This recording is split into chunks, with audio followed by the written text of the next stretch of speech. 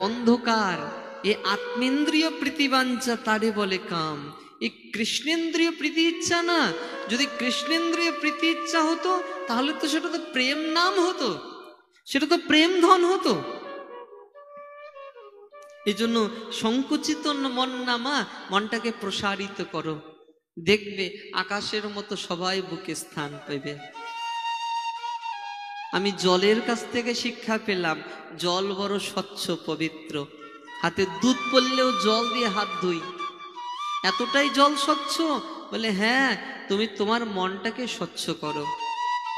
নির্মল মনোজন সোমহি পাবে, মহি কপট ছল ছিদ্র না পাবা।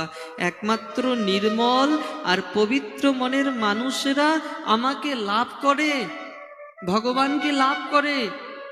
ভগবানের জন্য সাধন ভজন দরকার নেই। যাদের মন স্বচ্ছ হয়ে গেছে, জলের ন্যায় পবিত্র হয়ে গেছে, আর সে সব সময় প্রেমানন্দ সাগরে ডুবে থাকে, বলে মনের সেই মনের প্রভাবই সে ভগবানকে লাভ করে।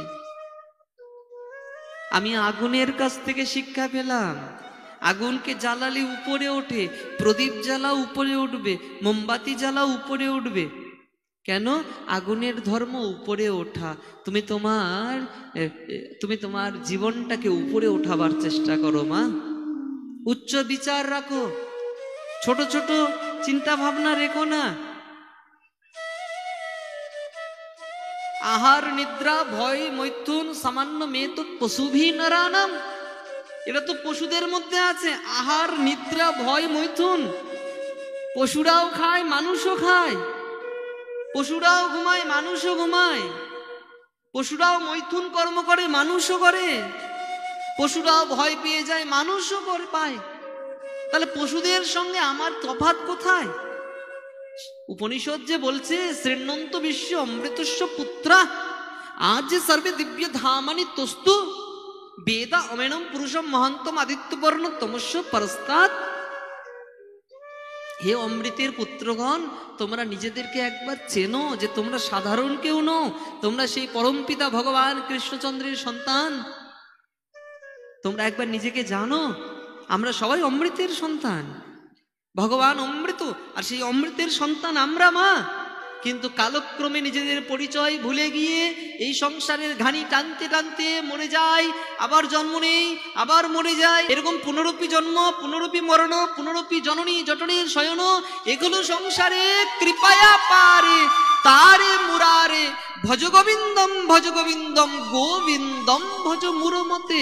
ওরে মুরজীব, গোবিন্দের চরণ ভজন করো, উদ্ধার হয়ে চলে যাবে। কোথায় পড়ে আছো, কোথায় ভেসে গেছো?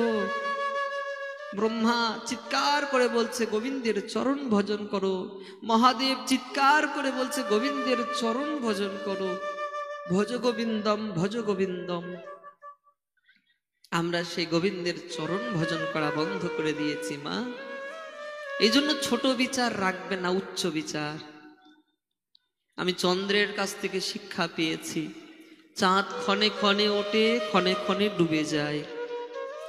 দেখবেন কখনো অর্ধচন্দ্র তো কখনো পূর্ণ চন্দ্র, কিন্তু চাঁদের কি পরিবর্তন হচ্ছে?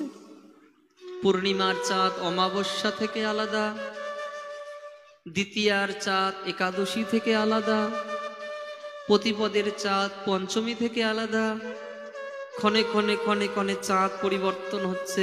তবে কি সত্যি চাঁদের পরিবর্তন আসে? বলে চাঁদের পরিবর্তন আসে না, চন্দ্রিমার পরিবর্তন হয়। চাঁদ তো চাঁদেই আছে মা।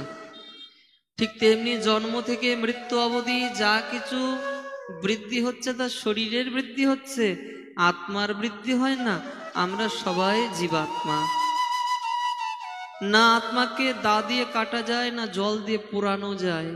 আত্মা নিত্য শাশ্বত ভগবান শ্রীকৃষ্ণের অংশ।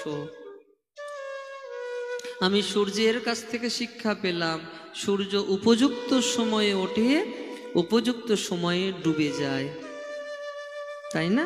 এমন হয়েছে রাত্রি 12টার পর সূর্য উঠেছে, এমন দিন দেখা যায় যে রাত 12টা সূর্য উঠেছে। সূর্য তার সময় ঠিক করে রেখেছে। জীবনের সময় ঠিক করবেন, ভজন সাধনের সময় শরীরে শক্তি যতক্ষণ আছে ততক্ষণ ভজন সাধন করবেন। শক্তি চলে গেলে বৃদ্ধ বয়সে ভজন সাধন হবে না, কিচ্ছু হবে না।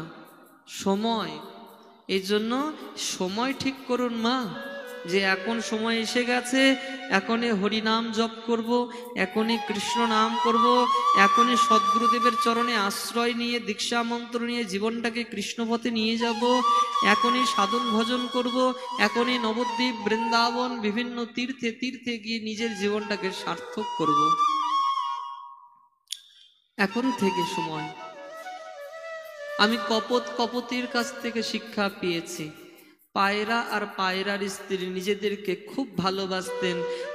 মিলনের প্রভাবে ডিম থেকে বাচ্চাদের কমনীয় শরীর দর্শন করে উড়ে গেলেন।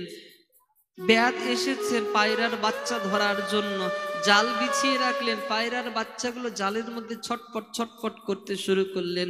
কপতি উদ্বিগ্ন প্রাপ্ত মা সন্তানের জন্য ছুটে এসেছেন, এসে দেখে তার প্রাণের প্রিয় বাচ্চাগুলো ব্যাধের জালে পড়ে আটকায় ছটপট ছটপট করছে, আর মা মা বলে চিৎকার করছে। যখন এইরকম চিৎকার করছে তখন মা কপতি আর থাকতে পারলেন না, সে পায়রা গিয়ে ধরা দিলেন জালের মধ্যে। কপত মনে মনে ভাবছে, আমার স্ত্রী জালে ধরা পড়লো, আমার সন্তান মৃত্যু মুখে পড়ে আছে, আমি বেঁচে থেকে কি করব, তাই নিজেও জালে ধরা দিয়ে জীবনটাকে শেষ করে দিলেন। পরিবার এইরকম মা, যদি জ্ঞান প্রাপ্ত না হয়, কপতির ন্যায় সংসার যাপন করি আমরা, তাহলে কালরূপী যম এসে আমাদেরকে নিয়ে চলে যাবে। মরণের সঙ্গে সঙ্গে যমের হাত থেকে আমরা রক্ষা পাবো না। এই জন্য কপতির ন্যায় জীবন যাপন না, এই মানব জীবনকে বুঝুন। যপ্রাপ্য মানুষম লোক মুক্তি দ্বারম পাবৃতম, এই মনুষ্য শরীরটা মুক্তির খোলা দ্বার, দরজা দিয়ে ঘরে প্রবেশ করা যায়।